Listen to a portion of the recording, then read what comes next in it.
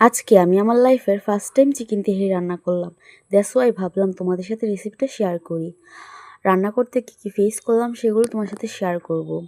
এখানে আমি সব কিছু রেডি করে নিছি। এটা হচ্ছে মুরগি, তারপর হচ্ছে একটা মশলা বানিয়ে নিছি, সব কিছু মিক্সচার মশলা। দেন হচ্ছে হাতের কাছে টক দই ছিল না, তাই লেবু দিয়ে আর গুঁড়া দুধ দিয়ে টক দই বানিয়ে নিছি। আম্মু যেহেতু সালাদ পছন্দ করে তার জন্য সালাদও কেটে নিলাম। তারপর একটা প্যানে তেল দিয়ে দিছি, তারপর পেঁয়াজ কুচি দিয়ে দিব। তারপর এগুলোকে সুন্দরভাবে ভাজতে থাকবো যতক্ষণ না একটা গোল্ডেন ব্রাউন কালার চলে আসে। তারপর পেঁয়াজগুলোকে তাড়াতাড়ি উঠাতে হবে, নাহলে না পেঁয়াজগুলো পুড়ে যেতে পারে। তারপর এই তেলে আমি হচ্ছে আলু দিয়ে দিব। আলুগুলো দিতে গিয়ে না আমার হাতে একদম তেল পরে ফুলে উঠছে। হোয়াট এভার, আমি যেহেতু আলু লাভার, সো আলুর জন্য এতটুকু কষ্ট আমি করতেই পারি। তারপর এই তেলে আমি হচ্ছে দিয়ে দিলাম, মানে নুন আর হলুদ দিয়ে দিলাম, যাতে আলুগুলো অনেক সুন্দর একটা কালার আসে। তারপর এরকম একটা সুন্দর কালার আসলে আলুগুলো উঠাই নিব।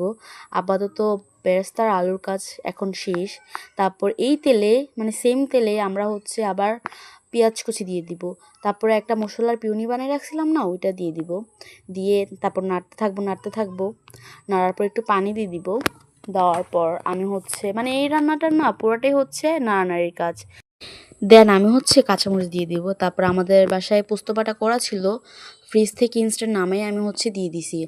এই পোস্ত বাটাটা না মিক্স হতেই ছিল না, অনেক কষ্টে আমি মিক্সড করতে পারতেছিলাম না। তারপর স্বাদ মতো একটু লবণ দিয়ে দিব। তারপর ফাইনালি মানে পোস্ত বাটাটা মিক্স হয়ে গেছে। তারপর যখন এইভাবে ভাসা ভাসা মানে তেল উঠবে, তখন হচ্ছে চিকেনগুলো দিয়ে দিব। চিকেনগুলো দিয়ে আবারও নাড়তে থাকবো। তারপর ঢাকা দিয়ে দিব। তারপর এভাবে পানি উঠে গেলে আমাদের ওই বিরিয়ানির মিক্সটা সম্পূর্ণ আমি দিয়ে দিব। তারপর আমি আবারও এটাকে মিক্স করতে থাকবো, মানে মিক্স এটা পুরোটাই হচ্ছে মিক্স করতে হবে আবারও। মিক্স করার পর এভাবে হচ্ছে উপরে যখন তেল উঠে আসবে, তখন হচ্ছে আমরা যে ওই যে এটা চালগুলো ধুয়ে রাখছিলাম না, আতপ চাল, ওইগুলো হচ্ছে দিয়ে দিব। দেওয়ার পর আবারও মিক্স করতে থাকবো। এই রান্নাটা সম্পূর্ণই বললাম না মিক্স উপরে। তারপর হচ্ছে আমরা যে টক দইটা বানিয়ে রাখছিলাম না গুঁড়া দুধ দিয়ে, ওইটা দিয়ে দিব। দেওয়ার পর আমরা, মানে টক দইটা একটু চিনি দিয়ে দিব, মানে সবাই স্বাদ মতো।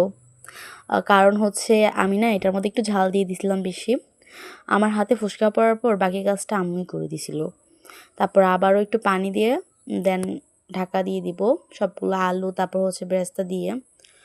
তারপর ঢাকা দেওয়ার পর ফাইনাল লুকটা আমি তোমাদেরকে দেখাবো একটু পরে। এই যে আমাদের বিরিয়ানির ফাইনাল লুক। সো কেমন হয়েছে তোমরা অবশ্যই কমেন্টে জানাবা। আর খাইতে কিন্তু একটু মজাই হয়েছিল, বাট একটু ঝাল হয়েছিল, হোয়াট এভার। যেহেতু ফার্স্ট টাইম রান্না করছি এরকম হবেই। তারপর উপর দিয়ে ঘি দিয়ে দিলাম, দেন বেরেস্তাগুলো দিয়ে দিব। এই তো আমার বিরিয়ানি রেডি ফাইনালি।